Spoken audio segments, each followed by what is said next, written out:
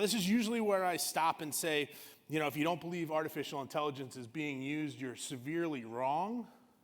ChatGPT.com in and of itself has more monthly users than Netflix. That's a fantastic, fantastic stat for you to think about.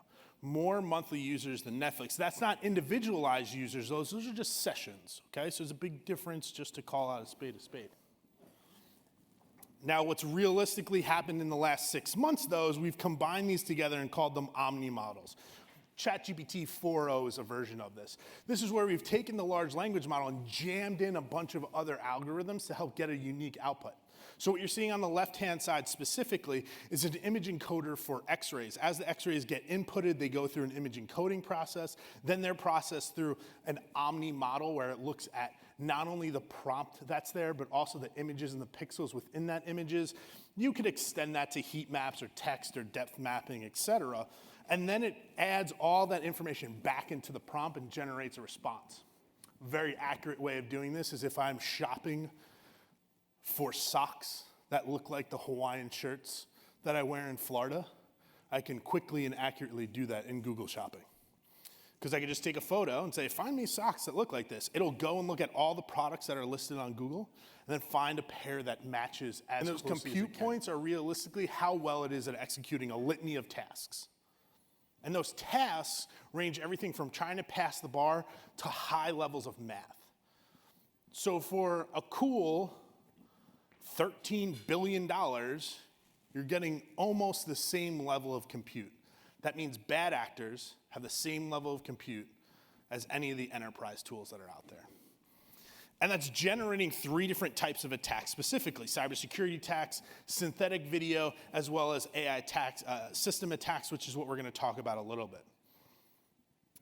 AI-generated messages is probably the #1 issue that we're seeing in the market. This could be compromised emails, this could be smishing attacks. There's a litany of ones. But what happens with artificial intelligence is you see a massive increase in threat vectors. So a single person can create tens of thousands of spear phishing messages because they have access to this open source intelligence. And realistically, it's only trending about 6% less than human-created spear phishing attacks. But still, 78% of people still click on those specific phishing attacks. So to talk about generated messages is a really interesting one. By virtual kidnapping, I mean they took a conversation that the daughter had on social media, a post that was posted, downloaded the audio, ripped the voice out of the audio, created a synthetic voice, and then told the mother that she was kidnapped. And they needed to transfer $10,000 to this random account in the next 10 minutes, or they were going to kill her daughter. So we take that technology and we move it over to deepfake technology, which makes things very interesting. You might be familiar with the Barack Obama deepfake from a couple years back. And it's pretty easy to tell. Their face would move, but the rest of the information wouldn't move. And then you have the stuff at the bottom, which is the 3-month-old Microsoft deepfake technology that's out. Those are not only animations off of a photo, but those aren't even real people. They're completely made up. So we combine this technology together, and we look at an example from Hong Kong, who transferred about $25 million because of a nefarious Skype call. That Skype call had a deep fake of the CFO, both in voice and in image. And then they had the conversation with that mid-level accountant, and that accountant said something very, very interesting.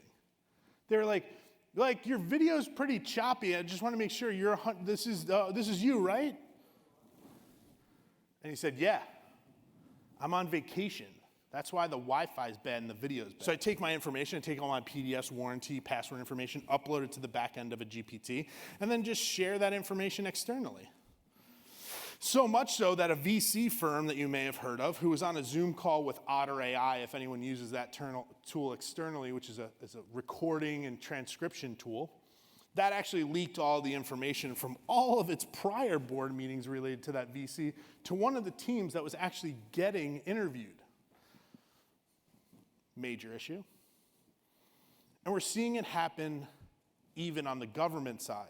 So regardless of your political stance, you can ask and look up these models yourself. There's a free Palestine boycott Israel tool, and that tool can do everything from prompt you to disrupt events by creating mass chaos and hurting people, all the way through creating propaganda images, even down to jihad-related tools that are on character AI, and allowing users to have 24 access to whatever propaganda and information they want. But I'm going to give you my final thoughts in 60 seconds or less. FTC is cracking down on organizations that are falsely claiming that they're using AI. They have 4 lawsuits out right now. So hopefully we'll see the stop of AI whitewashing to organizations, which is very, very critical for trust. That I work with, very straightforward and standard. Fake text message, eSIM swap, but the interesting one is in panel 3. This one right here. That's a voice message from the CEO to the CFO that sounds exactly like the CEO. Well, it was really easy to generate. They just looked for the CEO on Google, found a podcast that he was on, downloaded the audio, uploaded that audio into a synthetic voice tool that all you needed was an email to use, and was able to create those messages. Anyone hear of the company, kind of small, called KnowBe4? Weird, right? Well, KnowBe4 had a deep fake that was used against them, and had a developer that was hired overseas. But that developer was a North Korean hacker that had access to systems for about 3.5 months before they found out. And the way they found out was someone in HR reverse Google searched that image